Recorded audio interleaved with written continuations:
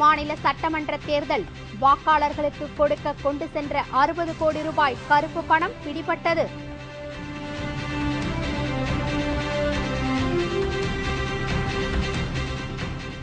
சென்னையில் நடந்த துணிகர வங்கி கொள்ளை, வடநாட்டு ஆசாமிகளிடம் தனிப்படை போலீஸ் தீவிர விசாரணை.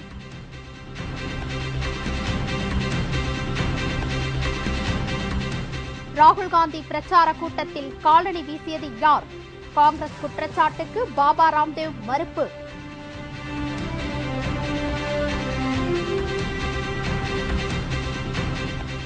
முக்கிய பிரச்சினைகள் குறித்து எதிர்க்கட்சிகளுடன் விவாதிக்க மத்திய அரசு முன்வருவது இல்லை, இந்திய கம்யூனிஸ்ட் கட்சி புகார்.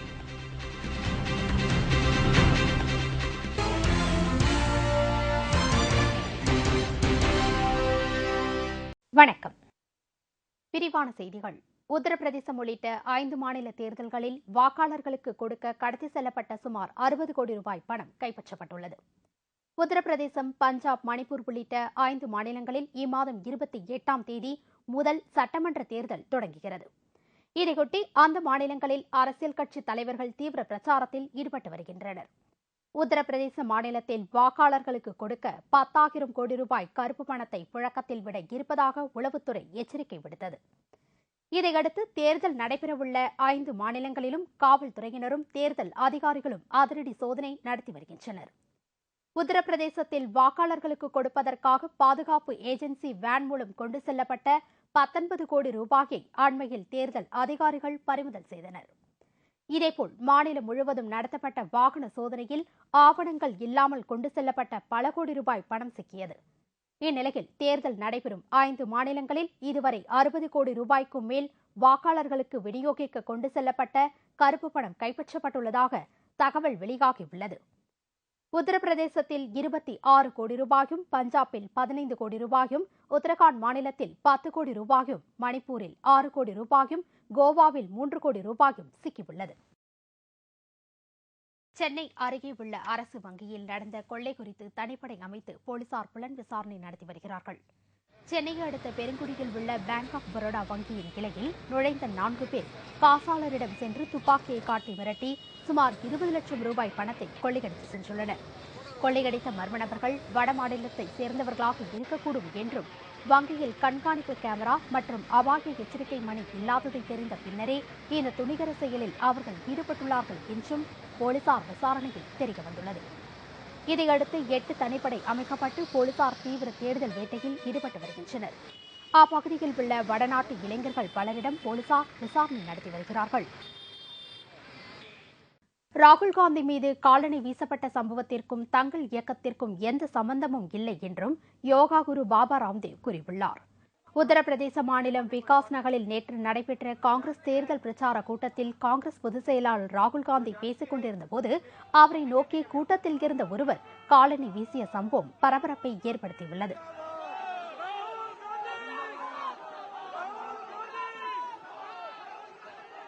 இந்த சம்பவத்திற்கு யோகா குரு பாபா ராம்தேவ் பின்னணியாக செயல்பட்டுள்ளார் என்று காங்கிரசார் குற்றம் சாட்டியுள்ளனர்.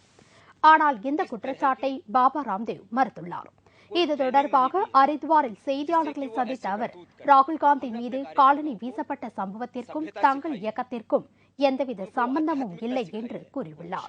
மேலும் தங்கள் இயக்கம் மீது காங்கிரசார் வேண்டும் என்றே குற்றம் சாட்டியுள்ளது கண்டிக்கத்தக்கது என்றும் குறிப்பிட்டுள்ளார். हमने अपने कार्यकर्ताओं को इस तरह की कोई ट्रेनिंग नहीं दी है जिससे कि वो ऐसी करतूत करें। हमने अपने कार्यकर्ताओं को सभ्यता सिखाई है, उनको आध्यात्मिकता सिखाई है, उनको शालीनता सिखाई है। इसलिए हमारे कार्यकर्ता इस तरह के कुकृत्यों को कभी भी स्वप्न में भी नहीं कर सकते. 5 மாநில தேர்தல்களில் ஆட்சியை பிடிக்க காங்கிரஸ் கட்சி பல்வேறு கபட நாடகங்களை நடத்தி வருவதாக பாஜக குற்றம் சாட்டியுள்ளது. இதுகுறித்து செய்தியாளர்களிடம் பேசிய பாஜக செய்தி தொடர்பாளர் ரவிசங்கர் பிரசாத், எழுத்தாளர் சல்மான் ருஷ்டி விவகாரத்தில் தேர்தல் ஆதாயத்திற்காக பொய்யான வதந்தியை காங்கிரஸ் கிளப்பிவிட்டதாக கூறினார். அடுத்த மாதம் நடைபெறவுள்ள 5 மாநில தேர்தல்களில் ஆட்சியை பிடிக்க காங்கிரஸ் கட்சி பல்வேறு கபட நாடகங்களை நடத்தி வருவதாக அவர் குற்றம் சாட்டினார். சல்மான் ருஷ்டி விவகாரத்தில் சிபிஐ விசாரணை நடத்த வேண்டும் என்று வலியுறுத்திய ரவிசங்கர் பிரசாத், காங்கிரஸ் கட்சியின் இந்த செயல் மத மோதல்களுக்கு வழிவகுக்கும் என்றும் கண்டனம் தெரிவித்தார். அசாமில் அரசுக்கு எதிராக செயல்பட்டு வந்த பல்வேறு பயங்கரவாத அமைப்பை சேர்ந்த 600க்கும் மேற்பட்டோர் சரணடைய உள்ளதாக தகவல்கள் வெளியாகியுள்ளது. வடகிழக்கு மாநிலமான அசாமில் அரசுக்கு எதிராக உல்ஃபா, குகி உள்ளிட்ட பல்வேறு பயங்கரவாத அமைப்புகள் செயல்பட்டு வருகின்றன. மத்திய மாநில அரசு தொடர்ந்து இவர்களிடம் அமைதி பேச்சுவார்த்தை நடத்தி வந்தது.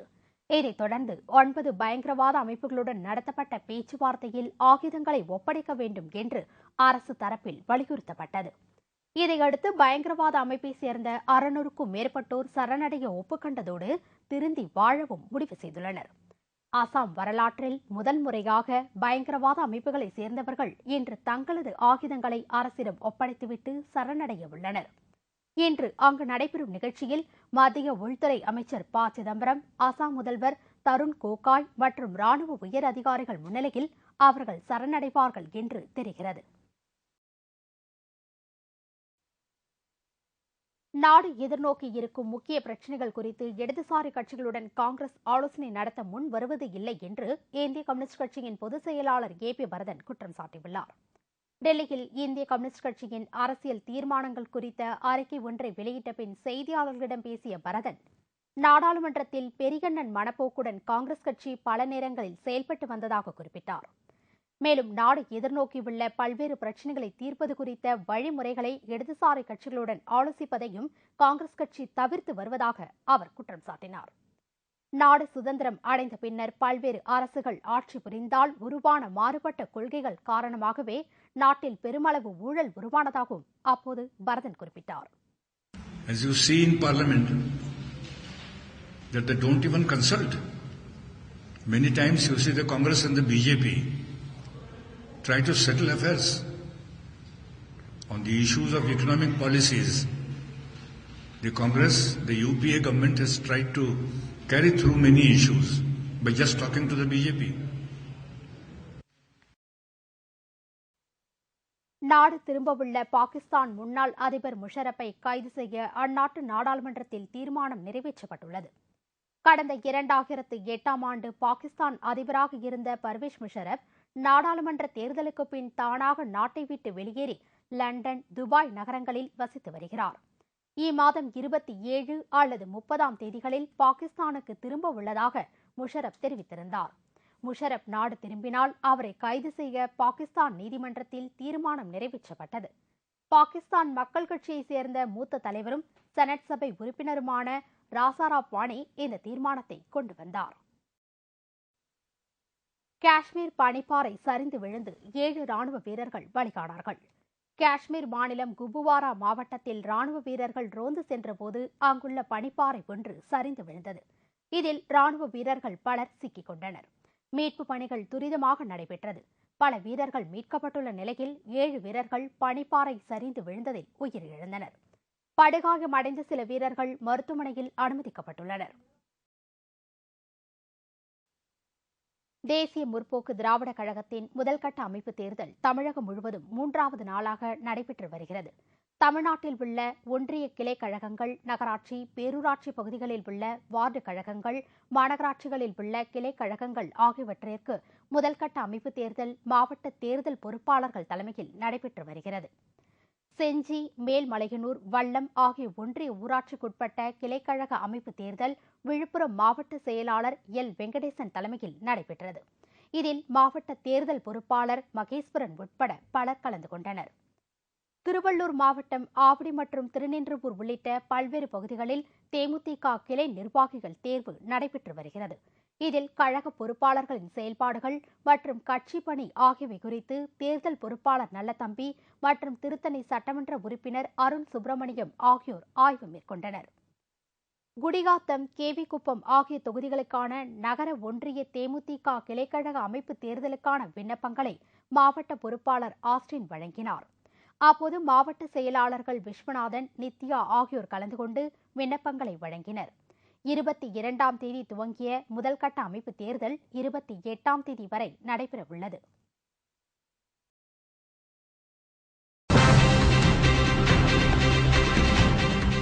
சென்னையில் போக்குவரத்து விதிமுறை மீறலுக்கான அபராதம் உயர்கிறது.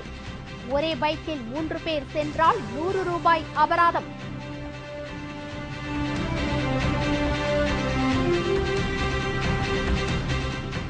தமிழகத்தில் அறிவிக்கப்படாத மின்வெட்டால் தொழில் உற்பத்தி பாதிக்கப்படுகிறது. EVKS இளங்கோவன் குற்றச்சாட்டு. மற்றும் பல செய்திகள் விளம்பர இடைவேளைக்கு பிறகு.